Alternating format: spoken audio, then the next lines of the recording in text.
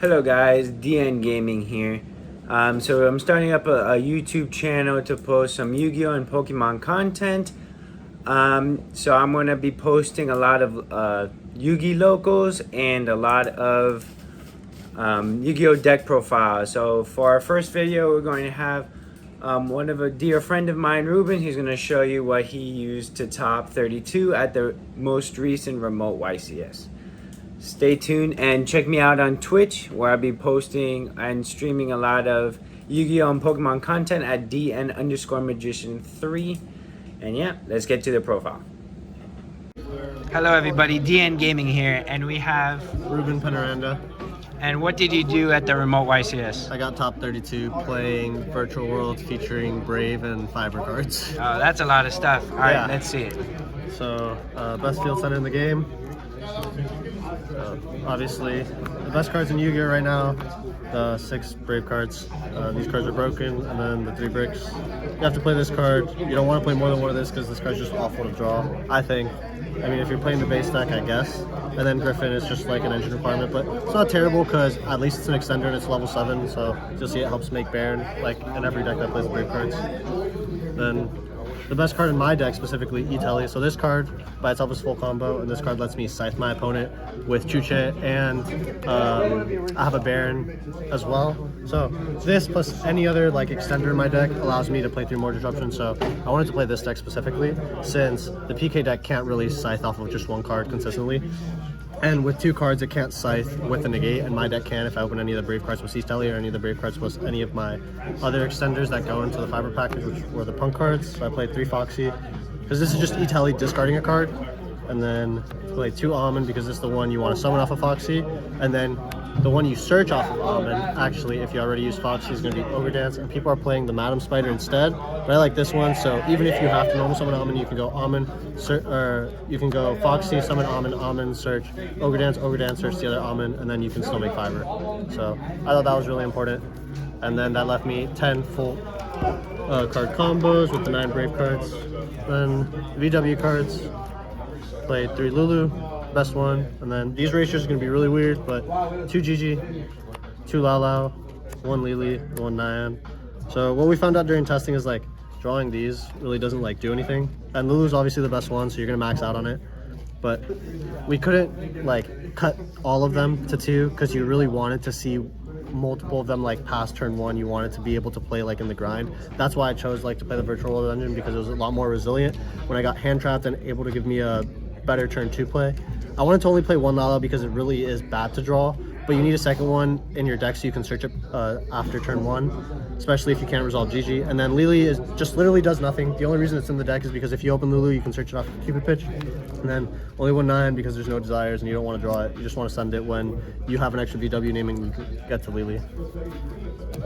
Then 3 Pawn Loon, obviously. Only 2 Ping Long because you don't want to draw it. Like, we're not playing Desires, so you don't risk banishing it.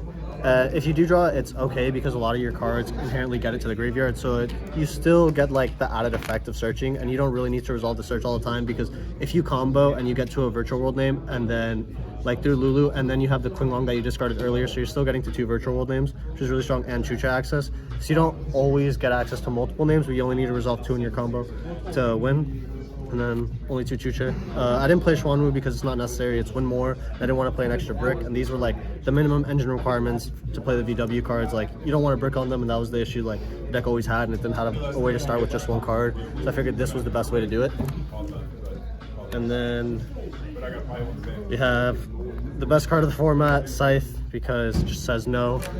I don't want to play it, my deck doesn't have to play it, but it can, and it just gives you free wins, so I just decided to play it. I was getting Dark Rulet and Dropleted a lot, and then Scythe just lets you beat that because there's a way, like you'll see in the extra deck, that we just beat Droplet when we Scythe them. And then I played Snow. It's just an additional card that you can send off your Beatrice. Obviously we play Beatrice. So allows you to have multiple extenders, and if you have to use Almond as your normal summon, you can't get to the Brave cards, you need this to be able to make your floor, so that way you can still scythe your opponent. And then 1001 because that's your Needle Fiber target. And then for the defensive cards, 1 Driver, 3 Gamma. So I personally really like this hand trap because you can draw it as your 6th card versus a lot of the Scythe decks that don't end on Griffin. And even if they end on Griffin, if you draw another hand trap along with Gamma or another one of my defensive cards, a lot of them you can draw as your 6th card and they're still playable to the Griffin. So it gave us, I think it was a 52% chance to win game 1 if we drew 2 defensive cards. And I thought that was really important because you could draw the Gamma as your 6th card, you could draw Ogre because this also beats Griffin. So that was really important. So you can draw Ogre with Gamma or you could draw Ogre with Droplet. So like you could get the Griffin off field and then your Droplet like resolves. And then I also played Nib because I thought people wouldn't respect it game 1, especially because the Brave cards are around. And if I draw Nib with any of these, it resolves, especially with these 2 because it beats the Griffin. So it's like Valor or Imperm, but I thought these were like better positioned in the format. And these cards are really strong. Once people see that my deck full combos off of Italian, they kind of want to stop it. Same thing with Enchantress, and people are going to want to shotgun Lancey versus my deck as well. So this just gives me like a free Hulk, and I thought that was really strong. And it happened a lot during the tournament where I game 1 on my turn and I was able to resolve Hulk or just have 2 extra bodies where you see I can use the Gamma to make Crystal Wing, use this as a 6 to make Beatrice. It's just like really versatile. And the Ogre came up sometimes to be just like a level 3 tuner and sometimes just even a tuner. It didn't matter about the level. So that's it for the main deck. 50 cards. I wish I could play less. It's just like physically impossible to play like all the engines in Yu-Gi-Oh with all the bricks that you have to play your engine requirements at 40 and play enough defensive cards. So then my Brave token, 3 my Phantom Beast tokens. So 1 Cupid Pitch, 1 Mud Dragon, 1 Charge, 1 Coral, 1 Juju. So like these are like your starters. So you're always gonna go Cupid Pitch off your Fiber combo, or if you hard draw the Despot 001, you can normal summon if you have like a level 3 extender and still make Cupid Pitch. So that way you can search a Lulu in some awkward hands. And then the Mud Dragon we played, be able to summon Hot Red instead of Dragoons because we felt like Hot Red allows us to play through Droplets since we can flip our Chucha and then chain Hot Red to negate it, which I thought was really important. And that's kind of the same like theory that the deck had when VFD was around. So like you can beat Droplet with Chucha, and I thought why not do the same thing with Scythe because they're essentially the same card. And then these are your 3 like 6 stepping stones. You need this in the regular combo because it's a VW name. This is great going second. It's a 6 tuner and this is a 6 that draws a card. Both these are really good just to keep your hand advantage up. Like when you combo, you typically end your full board and you have like 3-4 cards in hand and sometimes like a hand trap or 2 or like a Droplet. That's really strong. You have the Hot Red, and then obviously I was talking about Tamaya and Crystal Wing. These cards are really strong. You have used them with these 2 and then like increasing your Lulu to a level 6, and you have a lot of extra level 3 tokens with your Rudon combo. So that gives you like an extra body, and the extra body comes up post board because we use Rudon's secret effect that you guys will see. And then Shen, obviously you don't end on this a lot, but when you have weaker hands or you get hand trapped a lot, you typically end on like this and Chucha, and it's sometimes enough when your opponent only has like 3 or 4 cards, and then it just gets you to the next turn. You have a Lulu in hand and then you kill them. And then Baron, this card's really strong. And I wish I could play more XYZs, but I only had room for 3. Break Sword, I really thought you needed a rank 3 XYZ so you can make off your punk cards if you didn't want to go straight into Fiber or going second. Like using your punk cards or E-Telly to go into a Break Sword, force a card if they like impermit Fogblade or something, and like you can get rid of the Fogblade, or you can just go straight attack, make Zeus, and then like that forces a card as well. And if they don't have negates, that can like clear the field. So I thought that was really strong. It also has a way to like pop your Quinlong to put it in the graveyard, and then you can make a Zeus. So like it can force a lot of disruptions. Beatrice is a crazy bridge for the deck. This card's broken. You can make it so easily. It allows you to get to so many different cards between Scythe, Quinlong, the Enchantress. It can get you to Snow. It's just so versatile in what it does for the deck. And then obviously Zeus because we play XYZs. And this card's broken. Not a lot of decks can play this format, so I wanted to play a deck that could play it. I just realized like this helps you clean up a lot of fields right now because a lot of the monsters are kind of sticky. And then Fiber and Rodon because these cards are also broken in this format. I feel like every deck should be playing these. And for the side deck, 1 Token Collector because it's another crazy card to send off of Beatrice. And then you want to play like as many hand traps as possible and as many different ones so you can draw a bunch of hand traps with different names and they don't overlap, so you can use as many in a turn. That's what I tried to go with like theory in the deck. I chose to play 3 of like the best hand traps in the main deck, and then I sided a bunch of 2 ofs or 1 of with Token Collector, as you'll see. So I played 2 Ash, 2 Bell, and 2 Lancey as the other hand trap. So like it's gonna be weird that you see these in the side deck, but I think these are like a little more low impact. But I wanted a card to be able to side versus like the slower, more control decks, because a lot of decks were like trying to Scythe but with like minimal bricks, like the Cyber Salvage deck. So like Ash is not a terrible hand trap to have versus that deck.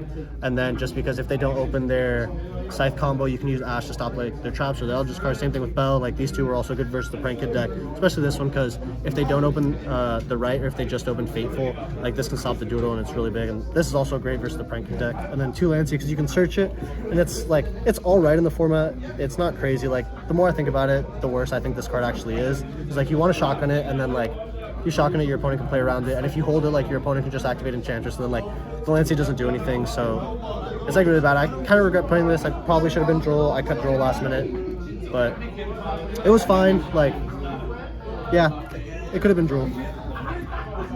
Then I played 2 Lightning Storm. I really didn't want to respect back row decks, but this kind of like overlapped for some combo decks that don't summon Scythe. So I thought this was good enough to play in the deck, because that way I was respecting back row decks in a way, but I was also playing a lot of defensive cards to side in versus combo matchups that were different, because the format's so wide, you really don't know what you're playing against. I think I played against like 8 or 9 different decks throughout the tournament, so I was very happy having my side deck be so versatile.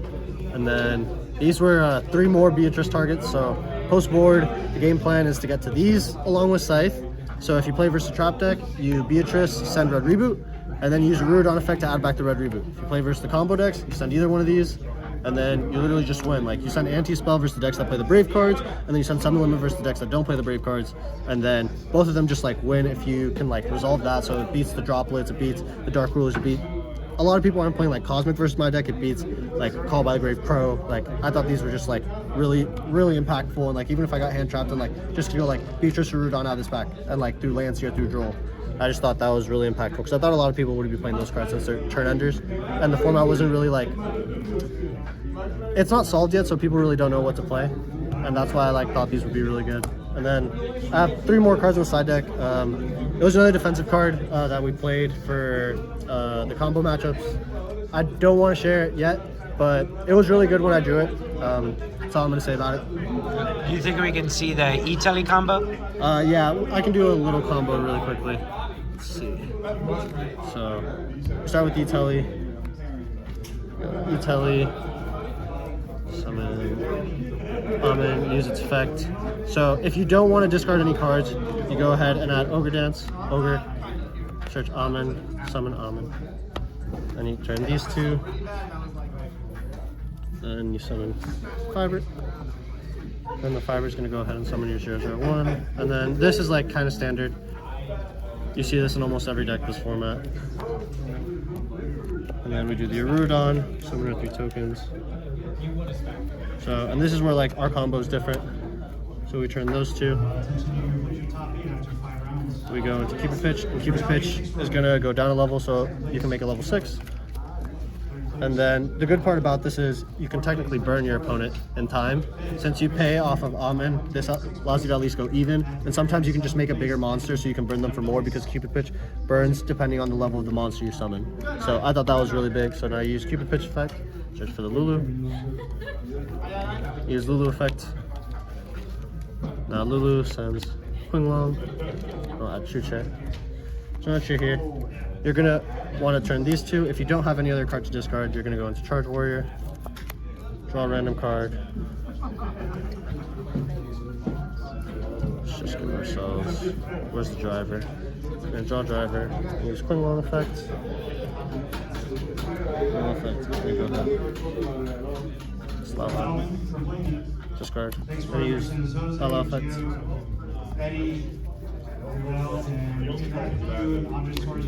So in Chucha, you have to bring back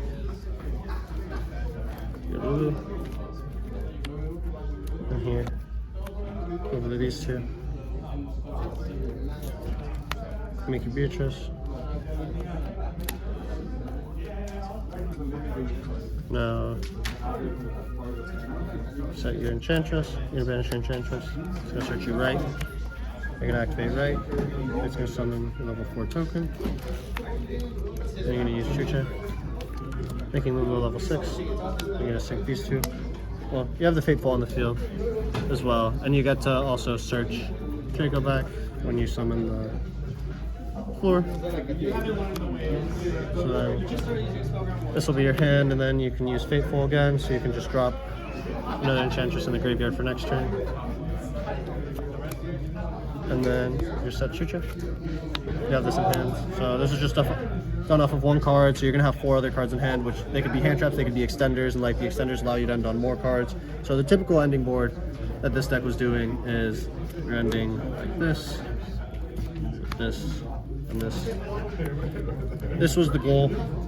to get to. If we could, we typically would have to pop our Ruben at the top with our Baron to make space for it. So we could summon our Ultimate at the top, or we summon our Beatrice at the top, because if not, like, it makes it really awkward because you have a lot of monsters on the field, but you don't have enough space sometimes, which makes it really hard to play this deck. But I thought it was really important that you also have a Ruben's effect to tribute itself to pop another token on your field, or just to like clear its body from the top. It was really important to manage your zones, and I think that makes the deck really hard to play, but I enjoyed it for that reason. So that's just like the basic combo, and like additional extenders get you that far, and that's why I thought it was so good. Any shoutouts? Yeah, so first shout outs to the team, Daily Grind, shout outs to Jerry, everything he does for me. Also shout outs to Kamal. He basically built the deck with me. We tested it for so long. Shout outs to everyone that I tested with. I put countless hours into testing for this YCS, and with so many people, I can't really name them all off the top of my head, but y'all know who you are. That's really it. All right, thank you, Ruben, and congrats on the top 32. Thank you.